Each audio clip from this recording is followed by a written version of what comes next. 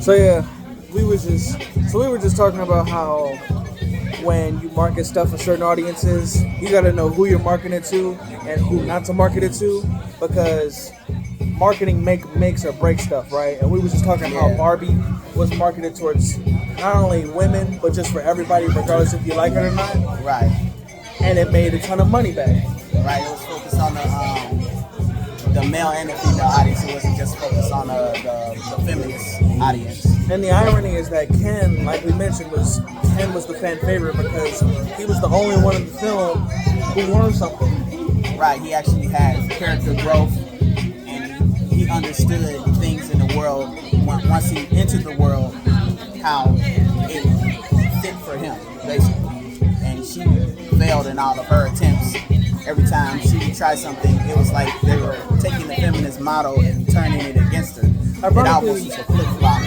Ironically, Barbie felt like a doll, like a literal. She felt like a plot device, like a tool almost. And they objectified her as just being a tool. And it's like, you want to make her into a strong character. She has to learn. You have to have weaknesses and have to be able to open up. Ken did those things. He was curious. He was naive, but he learned. Right, kind of like a child.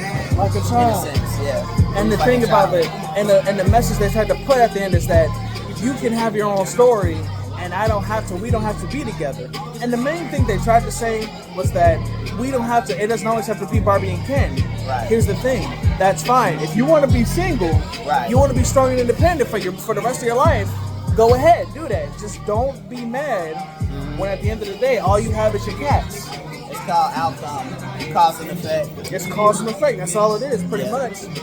But yeah, and it's like, definitely. And it's like being aware of your environment and the people around you, and knowing how to, fit into that narrative without injecting your own ideology on other people. Pretty much. Yeah. I would say, for me, if I didn't like strong female characters, then how could I not love Bayonetta or Rio Kamato or 2B, right? How could I not love? Well, I can tolerate Korra to a degree because she's not really a Mary Sue. She's just strong-headed. They made her insufferable to a certain degree, though. I would say season 4 Korra, they did her she's the best one, not only because she had to go rags from riches, but she took care of her own self. She took the poison out of her and she built back up to being an avatar again. Right, that was a really good correlation in that story. I think that the way they added that in there, it gave it a little more dimension.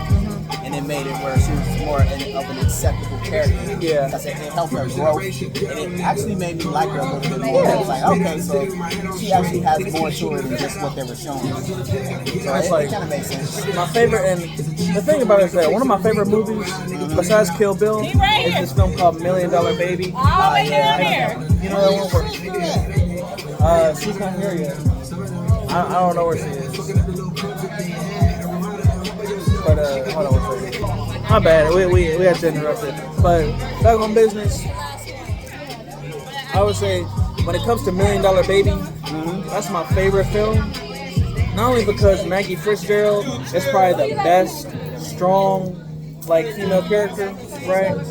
But she trained to be a boxer, and she had a good coach and a good mentor.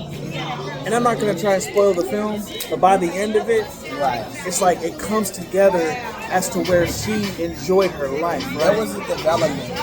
And there was a development from the first stage onto her life. And it's like, I don't want to spoil it, but... Well, a part of it, I would say, is, without spoiling it, they didn't believe in her. She wasn't believed in, she was looked down on, especially because she was female. So you had to pave the way and then show that, I can do it as well, just as good as any other people could do it. Okay. And it's like when she worked for that, right? When she worked for it, it was like you were rooting for her.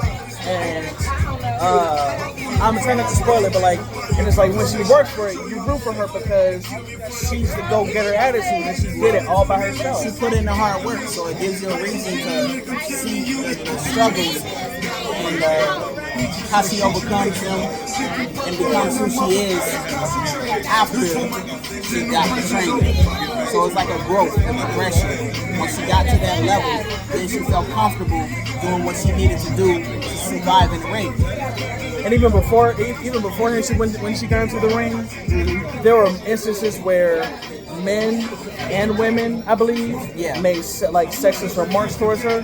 Yes, they didn't believe it. And she clapped back with even better comebacks, and they were left stunned because you think she would get offended, but no, she brushed it off, and it's like, wow.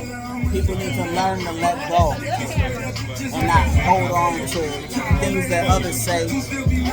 And that was a good lesson of how she handles herself in situations. Yep. That's amen. That's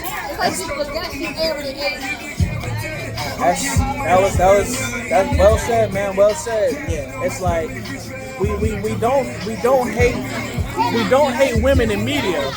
We hate how you vandalize what you can make great, slander what is, and not give potential of what could be. And it's like when you do those things, or even what is, when you show vulnerability, you can show growth and potential.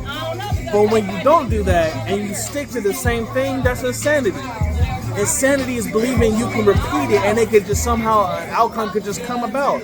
But that's not how it works. So yeah, it's like, I plan on doing an unbridled praise of that film and a couple other films of mine, but pretty much, like, you laid it down with that. It's like, if you they treat it like being soft and delicate is a weakness.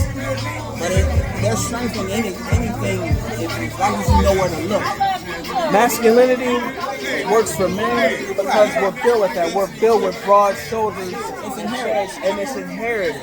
It's a part of us. And listen, compassion for both men and women are good.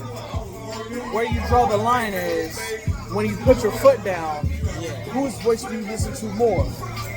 Why do you think we need fathers in our world? You know, we need fathers. We need fathers as much as we need mothers. We need brothers as much as we need sisters. When it comes to femininity, true equality, right? Promote, but they don't practice. Equality is understanding that 2 + 3 = 5. They're not the same, but they both work to achieve the same purpose.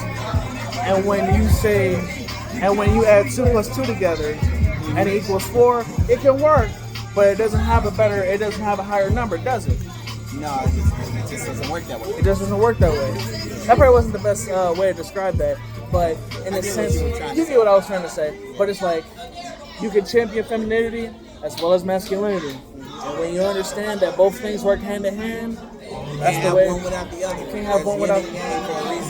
You can't have push without fire and water, good and evil. You can't have it, yeah. Carbon and oxygen. Oil. You can't breathe in without breathing out first. You're one man. But yeah, I think that'll do it. So, what was it? What was his name again for this? Eli. Yep. That's my cousin Eli. Yep. We both love media, but this is an idea. Get back to the traditions and values that we stand for in this country. Lucasfilm, Disney, Warner Brothers, Xbox, Sony, please bring back good stories. Bring back our heroes. We miss them. We miss them so much. With that being said, let me know down below if this video was a W or L. Make sure to hit the like and subscribe button to help me keep this channel going. Till next time. Like and subscribe, like you said.